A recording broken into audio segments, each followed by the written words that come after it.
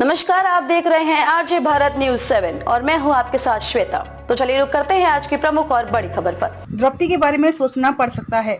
अजित पवार के बयान पर बढ़ा विवाद। पुणे जिले में कन्या भ्रूण हत्या और लिंग अनुपात को लेकर दिए गए अजित पवार के विवादित बयान के बाद विपक्ष ने उनको घेर लिया है। अजीत से शरद पवार गुट ने महिलाओं से माफी मांगने की बात कही है। महाराष्ट्र की 48 सीटों पर चुनाव दिन ब दिन दिलचस्प होता जा रहा है। सभी पार्टियों के नेता अपने अपने उम्मीदवारों के लिए जमकर प्रचार कर रहे हैं। साथ ही आरोप प्रत्यारोप का दौर भी जोरों पर चल रहा है। इस बीच एक सभा में महाराष्ट्र के उप मुख्यमंत्री अजित पवार ने विवादित बयान दे दिया, जिसके बाद राज्य में सियासत का पारा चढ़ा हुआ है।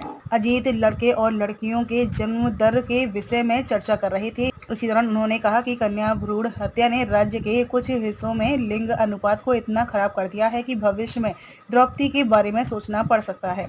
अजित पवार के बिगड़े बोल। पुणे जिले के इंदापुर में महाराष्ट्र के उप मुख्यमंत्री अजित पवार ने चिकित्सकों की एक सभा को संबोधित किया, जिसमें वे कन्या भ्रूण हत्या और राज्य के कुछ हिस्सों में लिंग अनुपात पर भी चर्चा करने लगे। अजित पवार ने अपने बयान में कहा, कुछ जिलों में पुरुष और महिला अनुपात खराब है। यहाँ तक कि 1000 पुरुषों पर 850 महिलाएं हैं।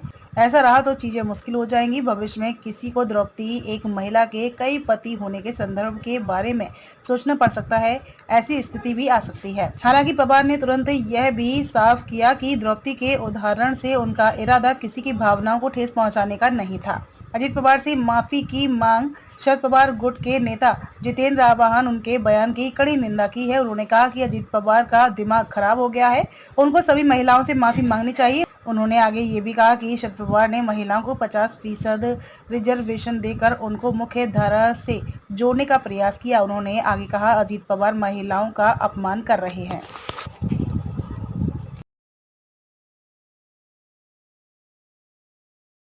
खबरों में अब तक के लिए बस इतना ही। फिर होगी आपसे मुलाकात ऐसी किसी बड़ी और खास खबर के साथ। तब तक के लिए नमस्कार और देखते रहिए आरजे भारत न्यूज 7।